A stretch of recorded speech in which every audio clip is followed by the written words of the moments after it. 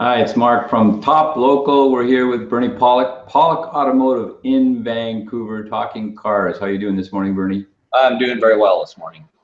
So we're going to talk about the Nissan Altima. It's been around for a couple decades. How are these cars for reliability?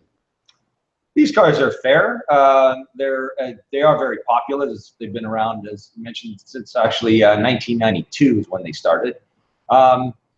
Most of the models that we see are somewhere in the early 2000s, getting, newer. And the early models were okay, and just, so you're good basic reliable car, 4-cylinder engine.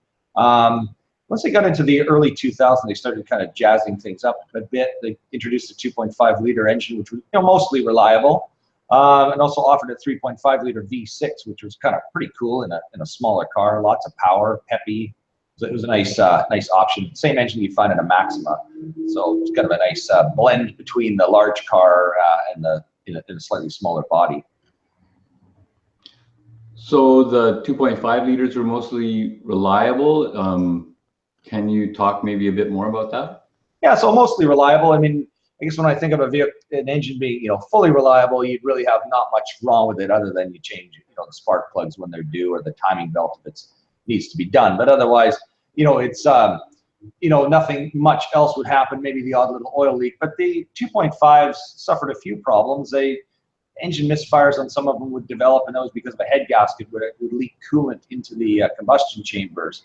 So that's a pretty expensive repair. It's a timing chain driven engine, so it makes a head removal quite a job.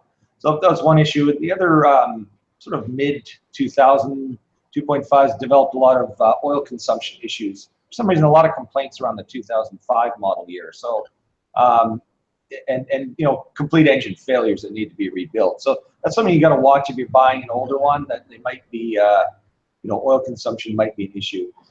Again, I don't know how much of that is attributed to bad vehicle maintenance. There's certain engines that you can abuse and others you can't. And and generally there's a lot of the population that don't do their service on time. So anyways, to make a long story short, there are some issues with the 2005s for oil consumption.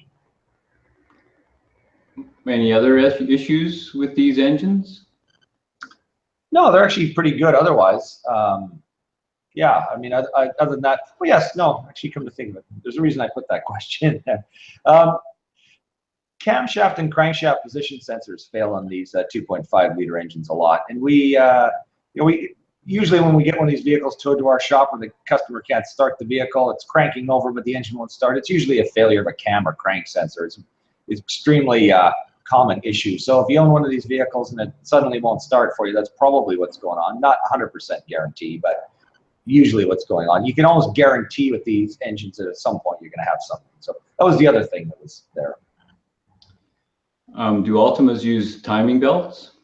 No, they don't. Actually, none of the engines use a timing belt. They're all chain driven. So that's one thing you do not have to worry about with an Altima.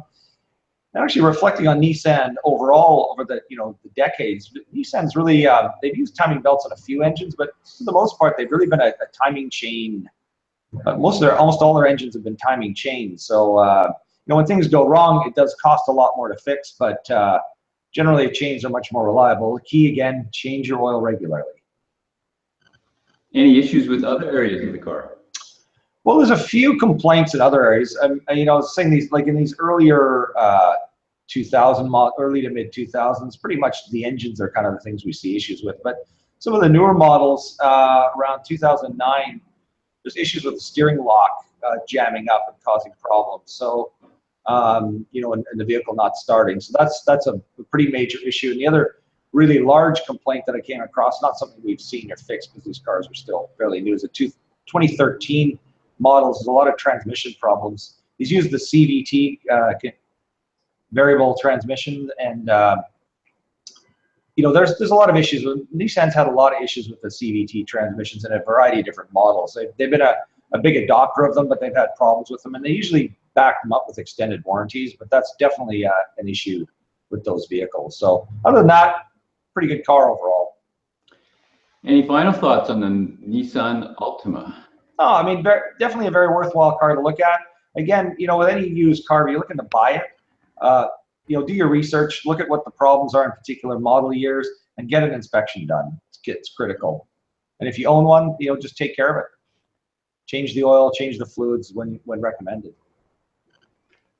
So there you go. If you have one of these vehicles and you'd like it maintained properly, the guys to see in Vancouver are Pawlik Automotive. You can reach them at 604-327-7112 or check out their website at pawlikautomotive.com. We have years worth of videos on there, tons of information. Thanks, Bernie. Thanks, Mark.